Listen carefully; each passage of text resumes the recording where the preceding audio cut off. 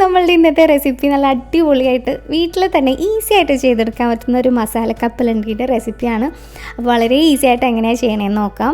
അപ്പോൾ അതിന് വേണ്ടിയിട്ട് ഞാൻ ഏകദേശം ഒരു 150 ഗ്രാം അളവിൽ കപ്പലണ്ടി എടുത്ത് വെച്ചിട്ടുണ്ട് കേട്ടോ. അപ്പോൾ ഇത് ചെയ്തെടുക്കണേ മുന്നേ ആയിട്ട് ഒന്ന് നന്നായിട്ടൊന്ന് ചൂടാക്കി എടുക്കണം. ഒരുപാടൊന്നും ചൂടാക്കൊന്നും വേണ്ട. ആ കപ്പലണ്ടിയുടെയൊക്കെ തോട് പൊട്ടരുത് കേട്ടോ. ആ ഒരു രീതിയിൽ ഇതിൽ അത്യാവശ്യം ചൂടാക്കി ഒന്ന് വാട്ടിയെടുക്കുക, അത്രയേ ഉള്ളൂ.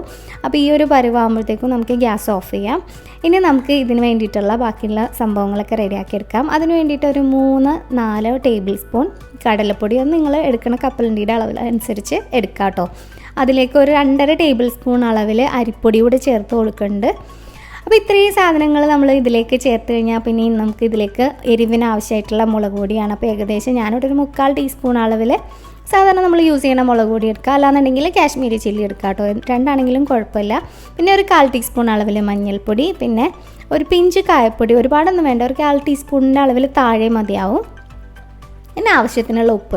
അപ്പോൾ ഇത്രയും സാധനങ്ങൾ മതി നമുക്ക് ഇതിൻ്റെ ആ ഒരു കോട്ടിങ്ങിന് വേണ്ടിയിട്ട്. ഇതിലേക്ക് നമ്മൾ നേരത്തെ റെഡിയാക്കി വെച്ചിട്ടുള്ള ആ കപ്പലണ്ടി ഇതിലേക്ക് ചേർത്ത് കൊടുക്കാം. ഉടനെ തന്നെ ചെയ്യാം കേട്ടോ, ഒരുപാട് നേരമൊന്നും വെയിറ്റ് ചെയ്യാനൊന്നും വെക്കേണ്ട. ഇനി നമുക്ക് ഈ ഒരു കപ്പലണ്ടിയും ഈ പൊടികളും ഒക്കെ നന്നായിട്ടൊന്ന് മിക്സ് ചെയ്ത് കൊടുക്കുക. അത് കഴിഞ്ഞ് ഇതുപോലെ കുറേശ്ശെ വെള്ളം അതിലേക്ക് ചേർത്ത് കൊടുത്തിട്ട്, ഒരുപാട് വെള്ളത്തിലൊന്നും അല്ല, കപ്പലണ്ടിയിൽ ഫുള്ളായിട്ട് ആ ഒരു കോട്ടിങ് ശരിക്കും പിടിക്കണം. ഇപ്പോൾ ഏകദേശം നല്ല രീതിയിൽ തന്നെ കോട്ടിങ് കിട്ടിയിട്ടുണ്ട്. ഇനി വേണമെന്നുണ്ടെങ്കിൽ കുറേശ്ശെ വെള്ളം ഒന്ന് തളിച്ച് കൊടുത്താൽ മാത്രം മതി. ഒരുപാട് വെള്ളം ഒഴിച്ചൊന്നും കുഴക്കണ്ട. ഇതുപോലെ എല്ലാ കപ്പലണ്ടിയിലും ഇതുപോലെ നല്ലൊരു കോട്ടിങ് കിട്ടുന്ന രീതിയിൽ നമുക്കൊന്ന് മിക്സ് ചെയ്യാം. ഒരുപാട് വെള്ളം ഒന്നും ഒഴിക്കരുത്. പിന്നെ നമുക്കിനി ഇത് കുഴച്ചിട്ട് വെച്ചേക്കൊന്നും വേണ്ട കേട്ടോ, ഉടനെ തന്നെ ഫ്രൈ ചെയ്തെടുക്കാം. ഇതിപ്പോൾ ഞാൻ ഫ്രൈ ചെയ്യാൻ വേണ്ടിയിട്ട് കുറച്ചധികം ഓയിലൊന്ന് നല്ലോണം ചൂടാക്കിയിട്ട് ഒരു മീഡിയം ഫ്ലെയിമിലേക്ക് ഇട്ടിട്ടുണ്ട്. തീരെ അങ്ങോട്ട് തീ കുറയ്ക്കരുത്. കുറച്ച് കഴിഞ്ഞ് കഴിഞ്ഞാൽ ഒരുപാട് എണ്ണ കുടിച്ചിട്ട് പോകും. അപ്പോൾ ഇതുപോലെ ഒറ്റയായിട്ട് ഇട്ട് കൊടുക്കുക, അല്ലാന്നുണ്ടെങ്കിൽ പെട്ടെന്ന് കൂടിയിട്ട് ഫ്രൈ ആയി പോവില്ലേ. അപ്പോൾ മാക്സിമം ഓരോന്ന് ഇട്ട് കൊടുക്കാൻ ശ്രമിക്കുക കേട്ടോ.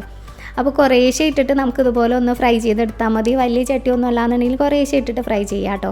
അപ്പോൾ ഇതുപോലെ എണ്ണയുടെ ആ ഒരു ഇതൊക്കെ നന്നായിട്ടുള്ള ബബിൾസൊക്കെ ഒന്ന് അടങ്ങി കഴിയുമ്പോൾ ഇത് ഏകദേശം നല്ല ക്രിസ്പി ആയിട്ട് തന്നെ കിട്ടിയിട്ടുണ്ടാവും. നല്ല ചൂടോടുകൂടി അല്ല കേട്ടോ, ഒന്ന് തണുത്ത് കഴിയുമ്പോൾ നല്ല ക്രിസ്പി ആയിരിക്കും അതിൻ്റെ കോട്ടിങ്ങൊക്കെ.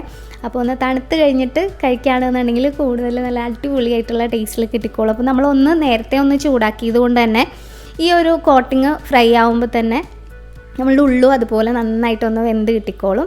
അപ്പോൾ ഈ ഒരു സംഭവം നമ്മൾ ഫ്രൈ ചെയ്തെടുക്കണേ മുന്നേ ആയിട്ട് ഈ എണ്ണയിലിട്ട് കുറച്ച് വെളുത്തുള്ളി ചതച്ചതും അതുപോലെ തന്നെ കുറച്ച് കറിവേപ്പിലയും വറ്റൽമുളകും ഒക്കെ ഉണ്ടെന്നുണ്ടെങ്കിൽ അതൊന്ന് ആദ്യം ഫ്രൈ ചെയ്തിട്ട് പിന്നീടാണ് കപ്പലണ്ടി ഇടണമെന്നുണ്ടെങ്കിൽ ആ കപ്പലണ്ടിക്കൊക്കെ ആ ഒരു വെളുത്തുള്ളിയുടെയും കറിവേപ്പിലയുടെയൊക്കെ ആ ഒരു ഫ്ലേവർ കറക്റ്റായിട്ട് കിട്ടിക്കോളും. ഇതിപ്പോൾ ഞാൻ ഒരു 2ാമത്തെ ട്രിപ്പൊക്കെ ആയപ്പോഴാട്ടോ പെട്ടെന്ന് ഓർത്തിട്ട് ചെയ്തത്. അപ്പോൾ എന്താണെങ്കിലും നിങ്ങൾ ചെയ്യുമ്പോൾ ഇത് ആദ്യമേ ഒന്ന് ചെയ്തിട്ട് കപ്പലണ്ടി ഇട്ട് കൊടുത്താലും മതിയാവും. അപ്പോൾ പിന്നീടുള്ള ആ ഒരു ഇതിനൊക്കെ ആ ഒരു കറക്റ്റ് ഫ്ലേവർ കിട്ടിക്കോളും. അപ്പോൾ തീർച്ചയായിട്ടും ഈ ഒരു റെസിപ്പി നിങ്ങളൊന്ന് ട്രൈ ചെയ്ത് നോക്കണം കേട്ടോ.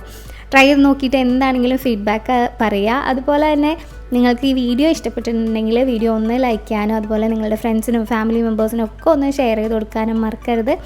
വീണ്ടും നല്ല അടിപൊളി വീഡിയോസുമായിട്ട് ഇനിയും കാണുന്നവരെ stay safe, take care, by.